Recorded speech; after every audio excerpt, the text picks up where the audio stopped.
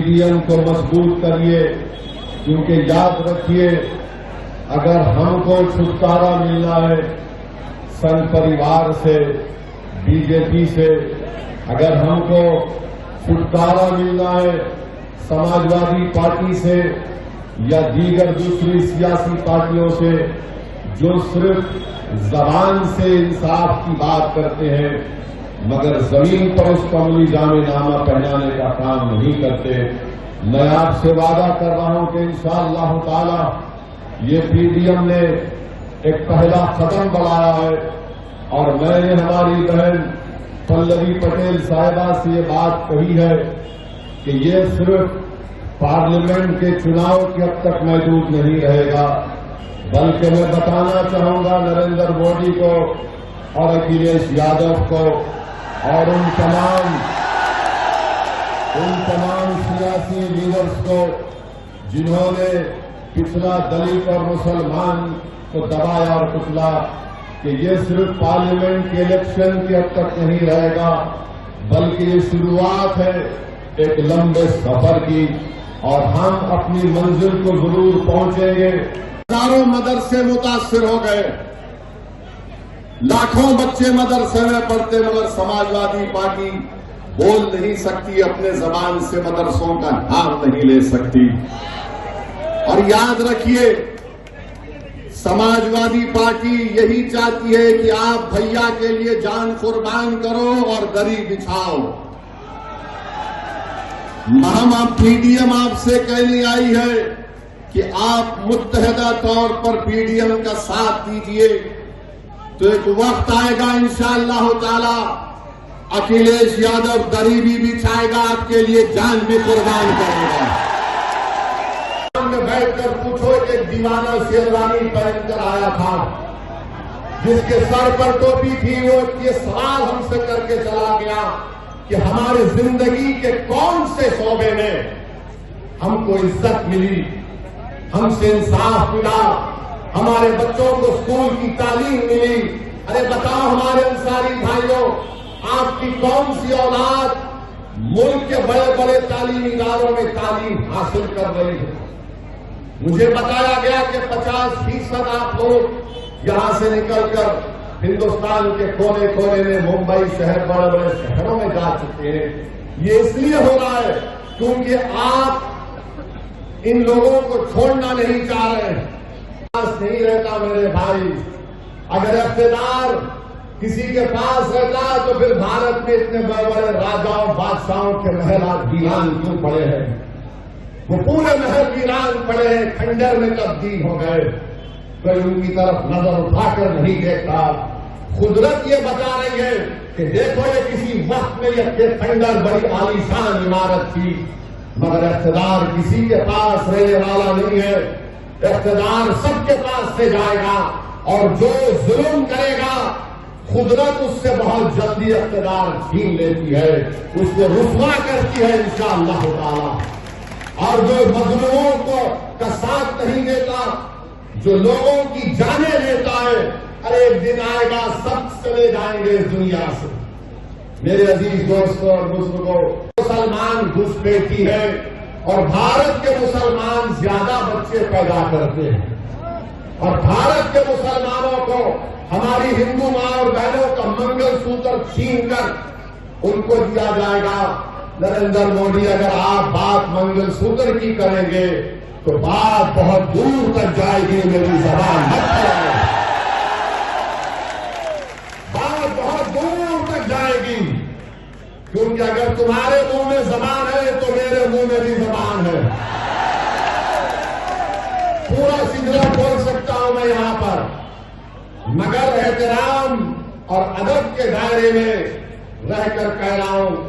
अब आप मैं पूछना चाह रहा हूं, इस बनारस की सरजमीन में खड़े होकर क्या बिस्मिल्लाह खान घुसपैठी थे? बताओ, क्या आप घुसपैठी हैं? क्या आप घुसपैठी हैं? अगर घुसपैठी नहीं है तो हाथ उठाकर बताओ कम घुसपैठी नहीं है। हाथ नहीं उठे, हाथ उठाइए जहां तक आवाज अल्लाह पहुंचा। जोर से बोलिएगा,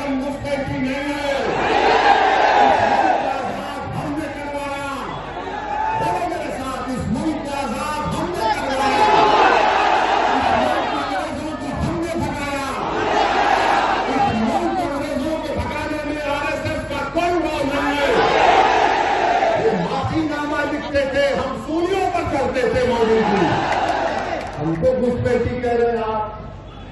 अच्छा, दूसरा इनका झूठ, क्या उत्तर प्रदेश के बड़े बड़े नदियों में, तालाबों में लाशें नहीं बह रही थी कोविड के दौरान? बह रही थी ना लाशें। तो जिसकी लाश बह रही थी उसकी हमारी बहन, हमारी बेटी का भी तो सुहाग जुड़ा होगा। बताओ मोदी जी, क्या आपने कभी किसी घर में जाकर उनको पुरसा किया? आजाद मंगलसूत्र की बात कर रहे मोदी जी, आप ओरिजिनलिटी पे आ गए अपने। आप धोखा दे रहे थे। मैं पास 60% देश की दौलत है। कितने? 5% लोगों के पास 60% दौलत है। देश के प्रधानमंत्री इस पर खुश होते हैं, इस पर खुश होते हैं। मोदी जी, क्या आपने भारत के संविधान की डायरेक्टिव प्रिंसिपल का आर्टिकल 39 को नहीं पढ़ा आपने?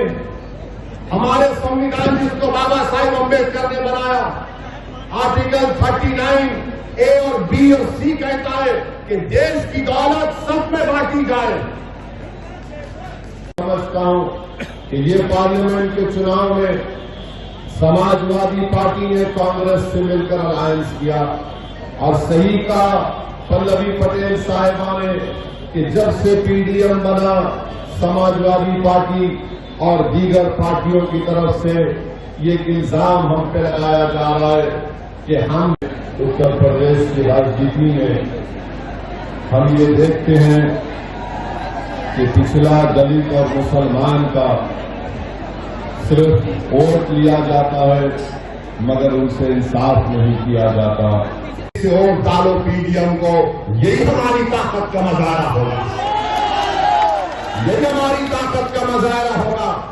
तो मुत्तहदा तौर पर अपने वोट का इस्तेमाल करिए। ये तमाम सियासी पार्टियां हैं, समाजवादी है, बहुत सी पार्टियां हैं, मगर आपने क्या हासिल किया बताइए आप? उत्तर प्रदेश में सबसे ज्यादा जेलों में कौन है? दलित समाज है, आदिवासी समाज है, पिछड़ा समाज है, मुसलमान है। आप बताइए अजीज दोस्तों और बुजुर्गों, मैं मुख्तार अंसारी का नाम लेकर कह रहा हूं, मैं किसी बाप से डरने वाला नहीं हूं। जमहूरियत के दायरे में रहकर कह रहा हूं कि मुख्तार अंसारी एक इंसान था। मुख्तार अंसारी एक इंसान था, जुडिशियल कस्टडी में था, जहर देकर मार दिया, वो शहीद है, वो शहीद है। और शहीदों के बारे में कहा गया कि उनको मुर्दा कभी मत कहो, वो जिंदा है, उनको विदा मिलती है। ये जो सिर्फ आपके सामने सर झुकाकर बैठे रहे, मेरे भाई, मैं आपको बताने के लिए आया हूं कि अखिलेश यादव कहते हैं कि अपनी जान दे दो और बीजेपी को रोक दो। अरे अखिलेश यादव, तुम्हारा आधा परिवार नरेंद्र मोदी के साथ बैठकर चाय पी रहा है, तुम उनको रोक नहीं पाते। हमसे कह रहे हैं कि जान दे दो और बीजेपी को रोक दो। अखिलेश यादव, जान तो हम ही दे रहे हैं ना। बुलडोजर से घर तो मेरा ही टूट रहा है, मेरे ही पैर पर गोलियां मारी जा रही हैं, मुझे ही तो जेल में जहर दे दिया गया। मेरे हाथ में हथकड़ियां हैं, मेरे हाथ अभी सुन तो लीजिए, मेरे हाथ में हथकड़ियां हैं, मेरे हाथ में हथकड़ियां हैं। मैं पूर्व सांसद हूं, कोर्ट ने मुझे सजा दी, मैं 10 पुलिस वालों के साथ चल रहा हूं अखिलेश, और कोई फरीक से आकर मुझे गोली मार देता है, तुम्हारी जबान से उसका नाम नहीं निकला, जिसका नाम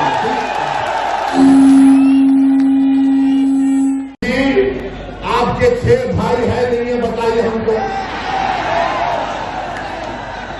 अमित शाह की 6 बहनें हैं। हाँ, अच्छा, जो आरएसएस के गोलमाल करे, मैं तो सुना कि उनके 9-10 भाई बहन थे। मोदी जी कभी अपने गिरबान में झांक कर भी तो देख लो। और सच्चाई ये है कि मुस्लिम महिलाओं का फर्टिलिटी रेट मोदी सरकार का डेटा इंपेरिकल एविडेंस आदादोशुमार ये कह रहे हैं कि फर्टिलिटी रेट मुस्लिम महिलाओं का गिरा है। मगर नरेंद्र मोदी जी भारत के हमारे हिंदू भाई बहनों में, बैकवर्ड क्लास के भाई बहनों में, दलितों में ये बताना चाह रहे हैं ये मुसलमान बहुत बच्चे पैदा कर रहे हैं, एक दिन ये हमसे बढ़ जाएंगे आगे।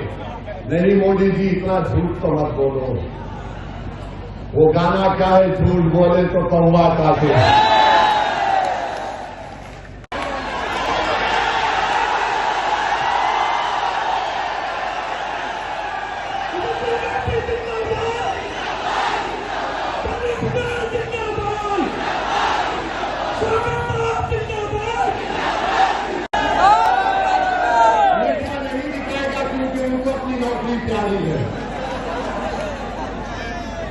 तनख्वाहें कम हो चुकी है।